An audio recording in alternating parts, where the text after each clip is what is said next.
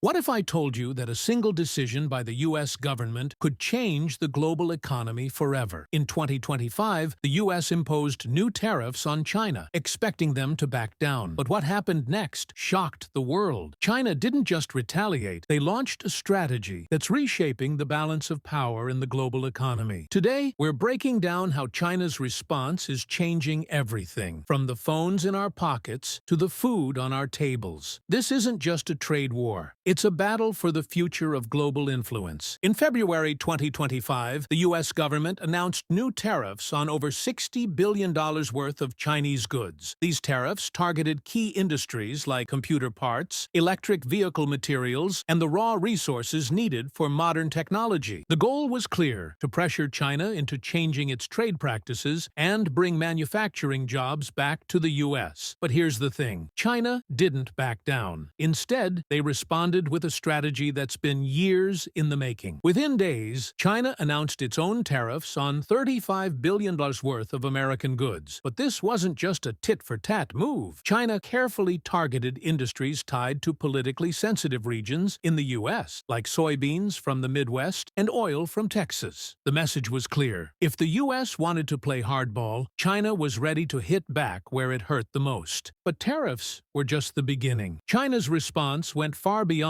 simple retaliation. They were playing a long game, one that would shift the balance of power in the global economy. To understand the full scope of their strategy, we need to look at three key areas: rare earth minerals, new trade alliances, and the reshaping of global supply chains. Rare earth minerals are essential for producing advanced technologies. For example, neodymium is used in the magnets of electric vehicle motors, while lanthanum is critical for rechargeable batteries. Without these materials, entire industries would grind to a halt. After the U.S. tariffs, China hinted at limiting exports of these critical materials to the U.S. Imagine trying to build advanced technology without the raw materials needed to make it work. That's the kind of quiet but powerful pressure China is using. It's not about loud threats, it's about control over the resources the world relies on. This move sent shockwaves through the global tech industry. Companies that rely on rare earth minerals, from Tesla to Apple, suddenly faced the possibility of supply shortages and skyrocketing costs. The U.S. government scrambled to find alternative sources. But building new mining and processing facilities takes years, and China knows it. By controlling rare earth minerals, China isn't just protecting its own economy, it's positioning itself as the gatekeeper of the global tech industry. While the U.S. was focused on tariffs, China was busy building new trade alliances. They signed deals with countries like Brazil, Russia, and even Mexico, securing new suppliers for everything from energy to agriculture. At the same time, they invested heavily in countries like Vietnam and Indonesia to create new supply chains that don't depend on the U.S. This isn't just about avoiding tariffs, it's about building a global network where China has the upper hand. For example,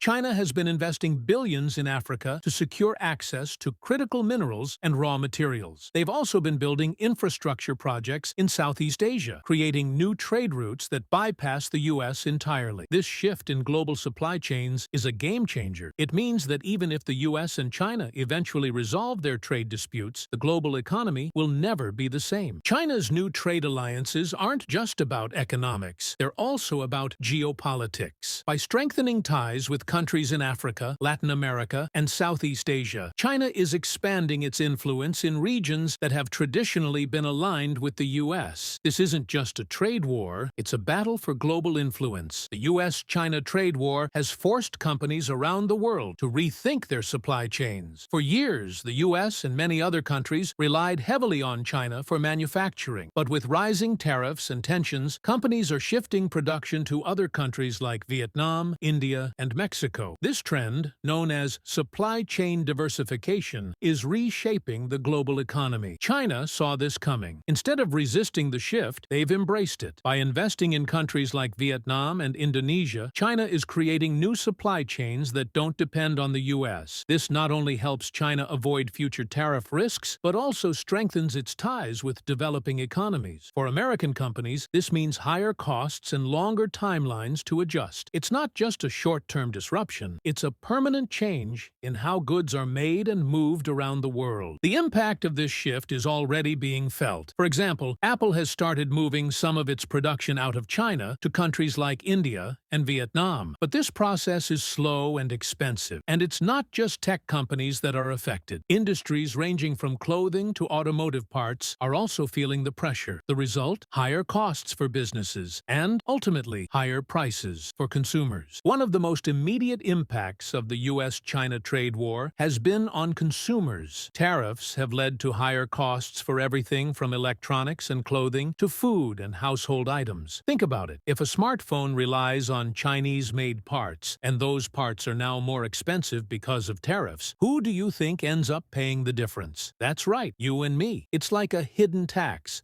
that shows up at the checkout line. For example, the price of smartphones has increased by an average of 10% since the tariffs were imposed. The same is true for other consumer goods like laptops, TVs, and even home appliances. And it's not just electronics. Tariffs on Chinese-made clothing and footwear have also led to higher prices at retail stores. For many families, these price increases add up, putting a strain on household budgets. But the impact isn't just financial. The trade war has also led to shortages of certain products. For example, tariffs on Chinese-made medical supplies have made it harder for hospitals to access essential equipment like masks and gloves. This has real-world consequences, especially during times of crisis like the COVID-19 pandemic. American farmers have been some of the hardest hit by the U.S.-China trade war. China was once one of the largest buyers of U.S. agricultural products like soybeans, corn, and pork. But after the tariffs, they slashed their purchases and turned to countries like Brazil and Argentina instead. For American farmers, this meant crops with nowhere to go, falling prices, and rising debts. Some farmers received government bailouts to cover their losses, but that's just a temporary fix. The real problem is long-term. Once China finds new suppliers, they might not come back to American farms, even if tariffs are lifted later. This has created a sense of uncertainty in rural communities, where farming is often the backbone of the local economy. The impact on farmers isn't just economic, it's also political. Farming communities are key voters, and their frustration is adding pressure on U.S. leaders to rethink their approach to the trade war. But with China showing no signs of backing down, it's unclear how this situation will be resolved. The U.S.-China trade war has also had a major impact on global markets. Every time new tariffs are announced or trade talks break down, stock prices swing wildly. This volatility doesn't just affect Wall Street. It impacts retirement accounts, pensions, and investments for everyday people. For example, when the U.S. announced new tariffs on Chinese goods in 2025, the Dow Jones Industrial Average dropped by over 500 points in a single day. Similar drops have occurred every time tensions between the two countries escalate. This creates a sense of uncertainty that makes it harder for businesses to plan for the future and for investors to feel confident about their portfolios. But the impact isn't just limited to the U.S. and China. Countries that rely on trade with both nations, like those in Southeast Asia and Europe, are also feeling the squeeze. For example, German automakers have seen their profits drop due to higher costs for Chinese-made parts. This ripple effect means the trade war isn't just a problem for two countries, it's slowing down global economic growth and creating uncertainty for businesses and governments everywhere. So, where does all this leave us? The truth is, the U.S.-China trade war isn't just about tariffs, it's about the future of the global economy. China isn't just reacting to U.S. pressure. They're playing a long game to shift the balance of power. From rare earth minerals to new trade alliances, they're building a world where they have the upper hand. And while the U.S. tries to hold on to its economic influence, China is quietly gaining ground. The big question isn't just about who wins this trade war, it's about what the next phase of global economics looks like. Will the U.S. be able to maintain its dominance, or will China's strategy reshape the world as we know it? One thing's for sure, the decisions being made today will impact all of us for decades to come. What do you think? Is China's strategy a game changer, or can the U.S. still come out on top? Let me know in the comments below. And if you found this breakdown helpful, don't forget to like, subscribe, and hit that notification bell for more insights on global events